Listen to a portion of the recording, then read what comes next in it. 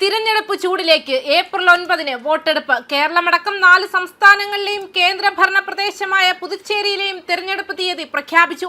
കേരളത്തിൽ ഏപ്രിൽ 9 വോട്ടെടുപ്പ് നടക്കും. വോട്ടെണ്ണലും ഫലപ്രഖ്യാപനവും മെയ് 4 കേരളത്തിനൊപ്പം അസവും പുതുച്ചേരിയും ഏപ്രിൽ 9 പോളിംഗ് ബൂത്തിലെത്തും. ഏപ്രിൽ 23 തമിഴ്നാട്ടിലെ വോട്ടെടുപ്പ്.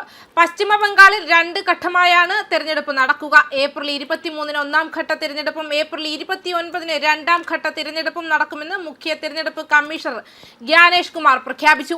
എല്ലാ സംസ്ഥാനങ്ങളിലും വോട്ടെണ്ണൽ മെയ് 4 തിരഞ്ഞെടുപ്പ് തീയതി പ്രഖ്യാപിച്ചതിനാൽ ഇന്ന് മുതൽ തിരഞ്ഞെടുപ്പ് പെരുമാറ്റച്ചട്ടം നിലവിൽ വന്നതായി കമ്മീഷൻ വ്യക്തമാക്കിയിട്ടുണ്ട്.